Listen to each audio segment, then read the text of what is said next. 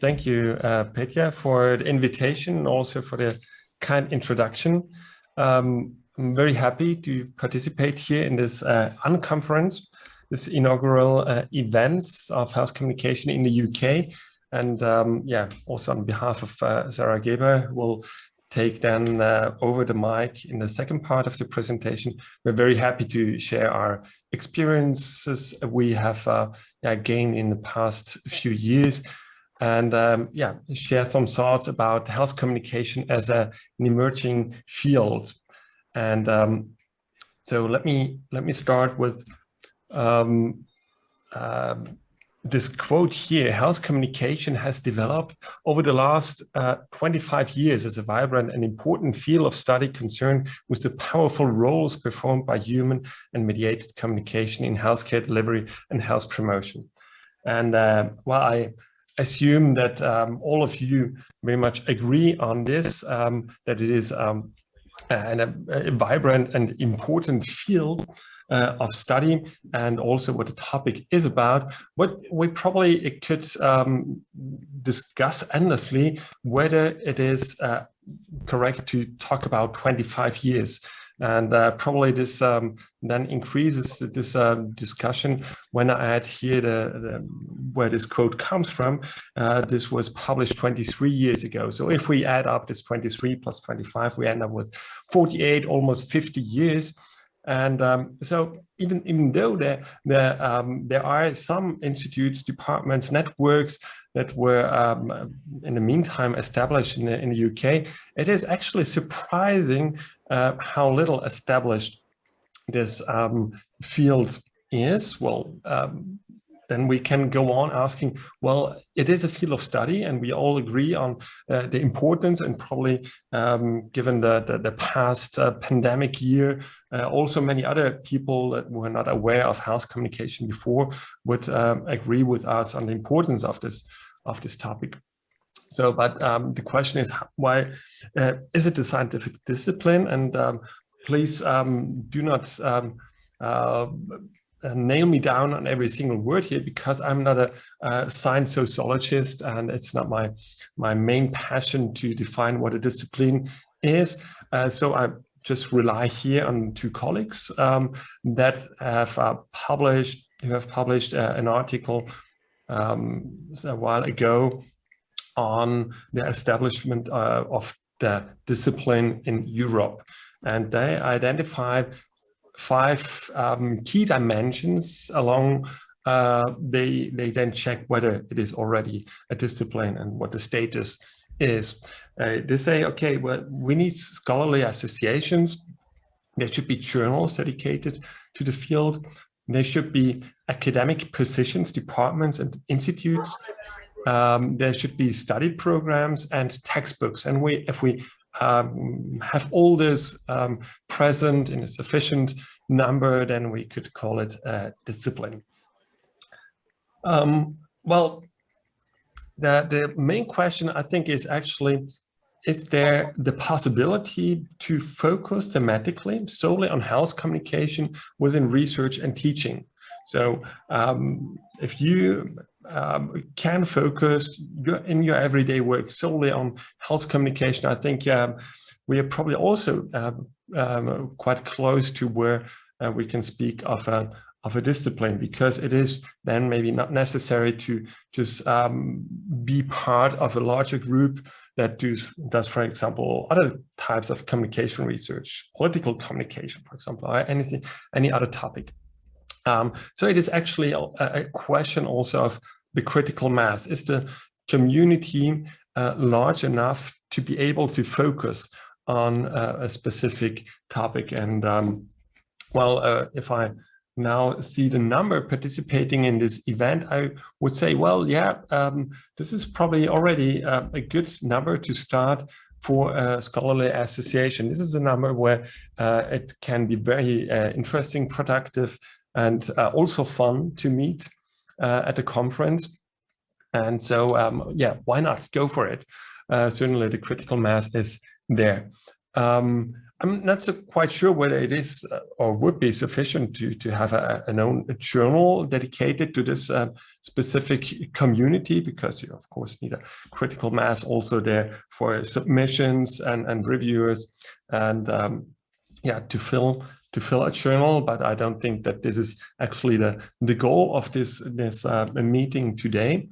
With respect to academic positions, department and institutes, we have to be aware that there's not only a critical mass, but then we also are in a context of fighting about resources. Resources are typically distributed within the existing organizational structures. When there are additional resources provided into a system, then of course the existing organizations and people in the field, they will fight to get the resources. So it's probably more likely to have then people working on health communication within this in different disciplines, some in psychology, some in sociology, economics, education science, and so forth.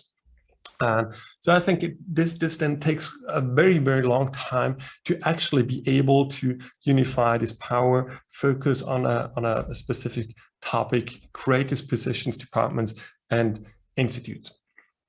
Well, this leads a lot of time, and I would like to be brief also in my reflections. So I will focus on the next slides on the first two bullet points.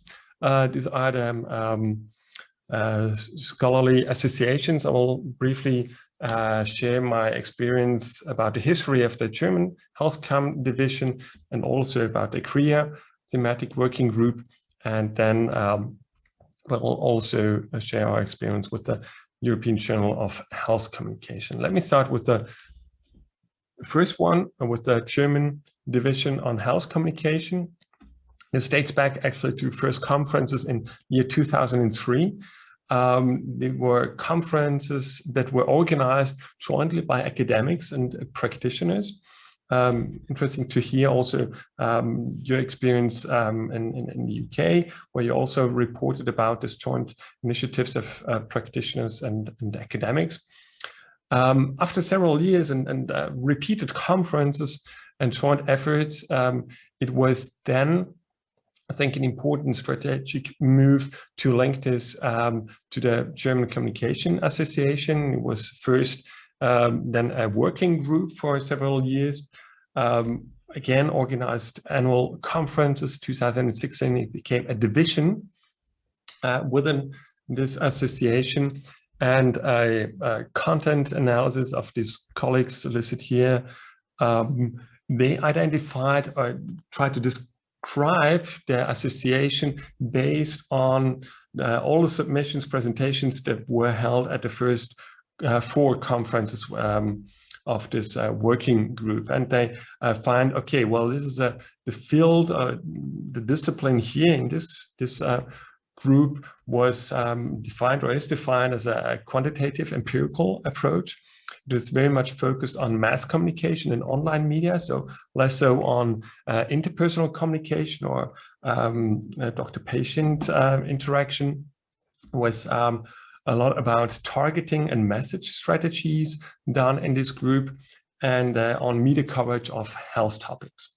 And of course, this is certainly due to also this link to this communication association, which all of these points, I would say, are also typical for most members of this association. Today, this division has 120 members, which is about 10% of the whole German Communication Association. And so it already gain a significant number of members here. What's the situation with the ECRIA? This history is a bit shorter. It was 2017 when Doreen Reifeges from Germany and Julia van Wert from Amsterdam and I initiated this thematic working group of ECRIA. We had our first meeting 2018 at the biannual CREA conference. Then we decided there to have a joint conference, European Conference on Health Communication, together with the German Health Communication Division. Last year, there was supposed to be the ECREA conference again, like the biannual big conference where we would have organized a pre-conference. In the end, the main conference did not happen, but we held our pre-conference without the conference, so just a pre. And then this year, there will be the second standalone European Conference on Health Communication, organized this time by NEFCA, this is the Netherlands Flanders Communication Association. So people from the Netherlands mainly organizing this conference. And as Petja mentioned before, just go on this this website, echc2021.eu, where you find all the information to call, and it's still possible until mid-June to submit abstracts. So thinking back, what were the success factors on this road? So please bear me, but I think both cases were nice stories, success stories actually, that we managed to attract in a short period of time. People were able to organize conferences, and also other actions I will just summarize here on this slide. So a conference, I think this is really an important part. Just to meet each other, to interact with each other, have also informal interactions. Most of this were organized regularly. In most instances, this means yearly. They were very much inclusive by the means that we invited both academics and practitioners. Nevertheless, it is important to be cohesive enough, even though you strive for a critical mass, but I think it's also good to be cohesive. So, for example, for the German Health Com division, this meant that, of course, also the German-speaking people from Switzerland and Austria are now part of this association. Publications are an important feature, certainly for all academics. We need publications, we need output to be visible, and so I think it's very crucial to provide these opportunities. The German Health Com division had a book series, so every conference there was a proceedings as a book, and in the context of the European conference 2 years ago, we initiated this journal. Sarah will go into detail afterwards, and there we have now special issues when we have these conferences occurring. I think it's very important to have strategic alliances, for example, with existing associations. So try to find synergies, not to compete with them. For example, is important with respect to conferences. Of course, all of us have many conferences and several groups we are linked to, and so instead of just establishing another new conference, I think it's very helpful for many of us actually to combine then conferences and have joint conferences. And in cases where it's not yet possible to have your own BA, MA, or PhD programs, then it's also possible, and we did this during the conferences, to have workshops, have training and also mentoring workshops. I think this is also a nice way to build this up step by step. So the next few slides, and then I will hand over to Sarah, is just to build a ramp and explain you a bit of the background, how it came that we founded a European Journal of Health Communication. Well, the first observation was that we did a content analysis of the two leading journals in the field, Health Communication and Journal of Health Communication, over a decade.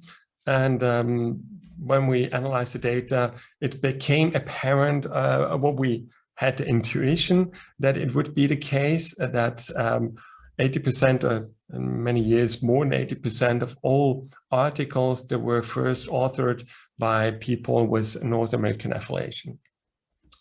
All the other regions in the world, for example, also Europe, they are below 10%. And if we put this into context, for example, of the download statistics, so we knew, for example, for the two journals that download rates, 26% of all article downloads come from Europe. So it seems a bit of a imbalanced relationship. And we started just wondering, do Europeans read more than write? Do they write poorer papers, do not getting through a review? Or maybe do they not get a fair review? When we tried to figure out this, it was not so easy. We had, of course, our anecdotal evidences on this, and we found also empirical evidences from other disciplines where it is actually found that there's something like an ethnocentristic bias in many journals.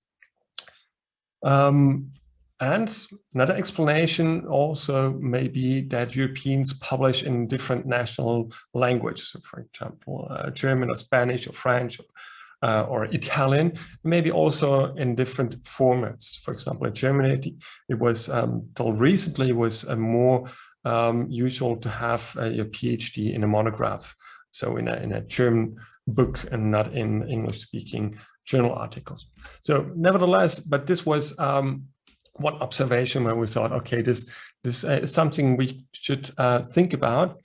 The second background was this observation that, for example, with profit margins around 37%, this is a quote from The Guardian, which is larger than Apple and big oil companies, Elsevier dominate the publishing landscape by selling research back to the same institutions that carried out the work.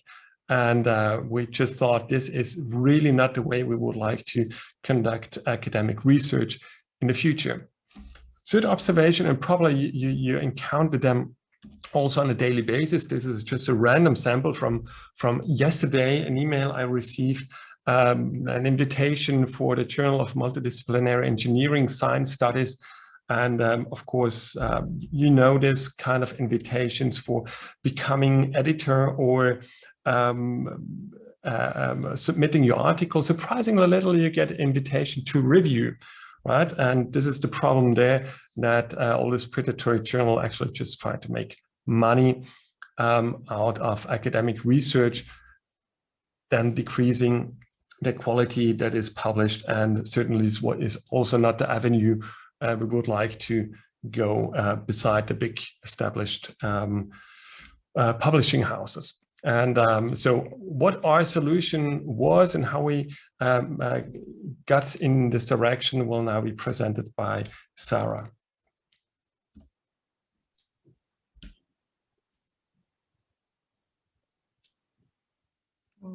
Okay.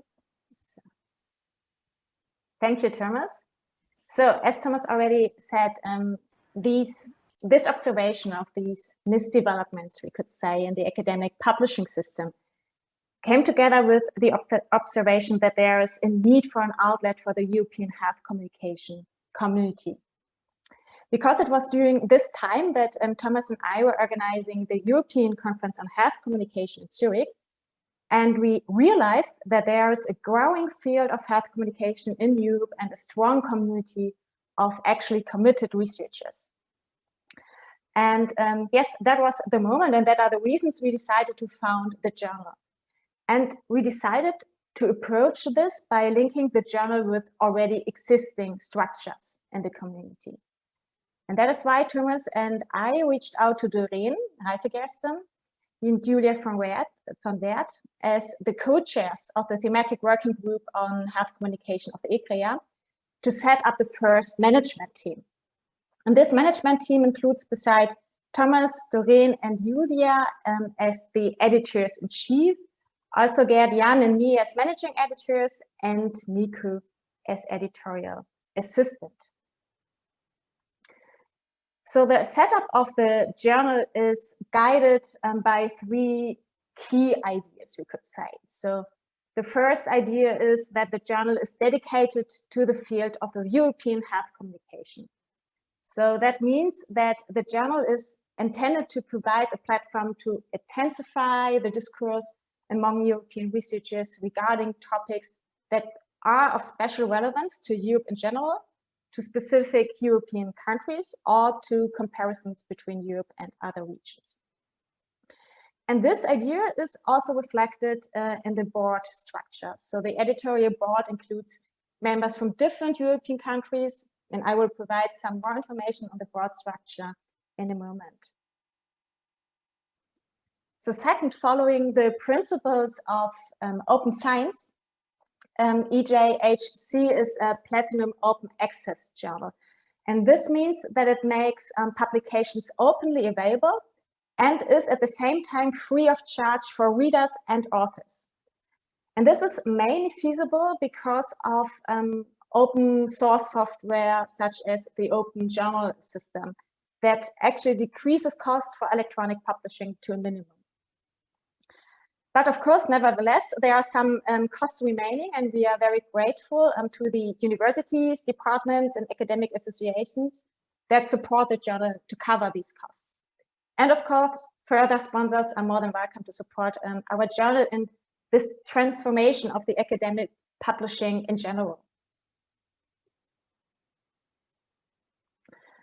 Third, the journal combines established standards of quality assurance with innovative approaches to cope with the challenges and shortcomings of the traditional publication process, such as long publication cycles or publication biases.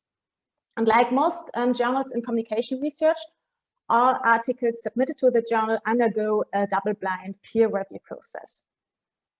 And to ensure a timely review and publication process, we built on, as I already said, broad editorial structure and an online-only strategy. So our journal, the journal, is an online-only journal. And there's no need for online preprints without volume issue page numbers. And rather, we can publish articles immediately in their final form after acceptance directly online. In addition to the traditional review process and as a kind of procedural innovation, EJHC provides the opportunity to pre-register original research before data collection. And this means that authors are invited to submit a proposal for a scientific question and present the theoretical background, hypotheses, and a detailed methods and analysis plan. And this proposal will then be reviewed, and if it's evaluated positively, the study will receive an in principle acceptance. So, and after completion of the study, authors can submit then the second part of their work that present and discuss the results. So this means in the end that the manuscript will be published regardless of whether the hypotheses are supported. And we see this as a useful tool to avoid bias against null findings and to value such findings also as important contribution to knowledge.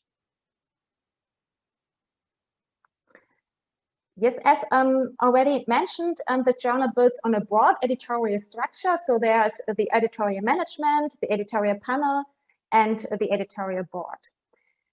The editorial management consists of the people that we already presented, and we are very thankful that also Petya is part of this team and supports the journal.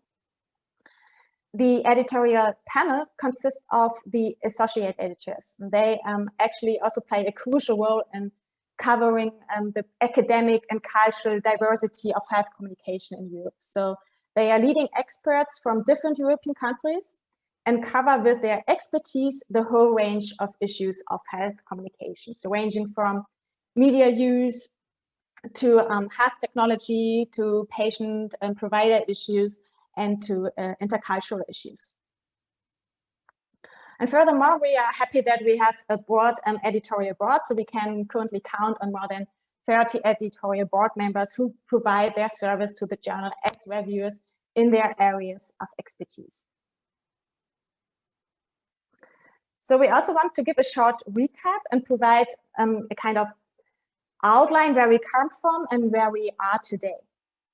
And as already mentioned, it was during the organization of the European Conference on Health Communication that the need for an outlet for the developing and growing European health communication community became apparent. So officially, the journal was announced in November 2019 in the context of this conference. And by the end of 2020, we were able to publish the first 3 papers. And we are proud that we have registered more than 1,000 PDF downloads for the first articles in our editorial since then. And furthermore, as an outlook, the pipeline of promising articles that are under review currently and in the production stage filled up. So beside the 2 articles already published in the first issue of this year's volume, we are about to publish 3 more articles in this issue and 4 in the special issue on social aspects of health communication in the coming weeks. And this special issue on social aspects of health communication is the special issue related to the conference that we have organized. And I also would like to draw your attention to the call for our next special issue, which is on mis- and disinformation about COVID-19, which might be an interesting outlet to you. So yes, looking back on the process and developments thus far, we want to cite Teresa Thompson, who is editor of the journal Health Communication, and who once noted that the management of a journal is a community effort. And we think that this particularly applies to the founding phase of a journal. So we as the management team are all the more grateful for the support and positive feedback and we have received since the founding of the journal 2019. And we want to particularly thank the main library of the University of Zurich that hosts and maintains the publishing platform. So the team of the library provided great support in developing the editorial infrastructure for the journal. And I already said that the journal is a platinum open access journal that is free of charge for readers and authors. And that is why the journal relies on sponsors. And we are thankful for the financial support of the Department of Communication and Media Research of the University of Zurich, the Amsterdam School of Communication Research, and the Swiss Academy of Humanities and Social Sciences. And last but not least, we want to thank the community for its commitment to the journal. And this has been demonstrated in the form of high quality submissions, qualified, detailed, and timely reviews, and dedicated service to the journal in various forms. So, and with this strong support, we are looking forward to jointly developing the journal in the European field of health communication research in the coming years. And yes, we want to invite you to be part of this community, and this is actually quite easy. So you might have a look at our articles, and of course you are also invited to submit your research to the journal. In this context, I would like to mention once again the current special issue call on mis- and disinformation about COVID-19. But of course, also other papers are welcome to be submitted to the journal as part of the regular process. And if you want to stay informed about the journal, just follow us on Twitter and subscribe to our newsletter. That's it from our side for the moment. Thank you for your support, and we are looking forward to your questions and comments if there is currently still time for that. I'm not sure. Would like to hand over to Petja.